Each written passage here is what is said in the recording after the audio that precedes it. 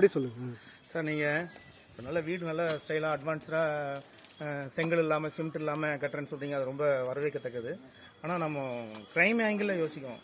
ஒரு அக்ரன்ஸ் எப்படி நடக்குது, ஏது நடக்குதுன்னு பார்த்தா ரிமோட் ஏரியாவில் தான் நடக்குது, ஏஜ்டு பர்சன்ஸ் இருக்கிற இடத்துல. அப்போ நம்ம ப்ரிப்பேர் ஆகணும். போலீஸ் எவ்வளோ இருந்தாலும் பத்தாது, பாப்புலேஷன் அதிகம், போலீஸ் கம்மி. ஸோ நீங்கள் என்ன அவேர்னஸ், மெயின் சிசிடிவி கேமரா, அப்புறம் ஒரு சைரன் வைக்கலாம். திடீர்னு நைட்டில் வந்து தொட்டா சவுண்ட் வர மாதிரி டோரில் ஒரு லென்ஸ் வைக்கலாம், ஒரு டாக் வளர்த்தலாம். இதெல்லாம் வந்து உங்களுடைய இதுக்கு தான். போலீஸ் வர்றாங்க போகிறாங்க, பீட் வரும், பீட் வந்துட்டு பெட்ரோல் வண்டி வந்துட்டு போயிடும். அது ப்ரிப்பேர்டாக இருந்து அவன் அதுக்கப்புறம் வந்து திருடிட்டு போயிடுவான்.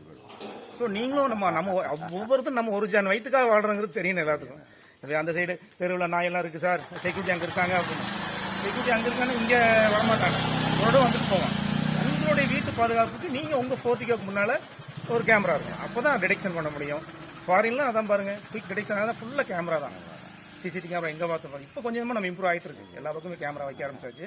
டிபார்ட்மெண்ட்டும் நிறைய நாங்கள் பண்ணிட்டு இருக்காங்க. சொல்லி கமிஷனர்லாம் இதுக்குள்ளே ப்ரிப்பேர் எடுத்து ஏரியாவும் போய் எதாவது சொல்ல ஏஜ்டு பர்சன்ஸ் யாராருன்னு பார்த்துட்டு இருக்கோம். அவங்களுக்கு ஒரு விழிப்புணர்வு விஷயங்களை சொல்லிட்டு இருக்கோம். ஏன்னா அப்படி ஏஜ்டு பர்சன்ஸை செலக்ட் பண்ணுறாங்க, சீனியர் சிட்டிசன்ஸ். அந்த அவங்கள வந்து டார்கெட் பண்ணுறாங்க.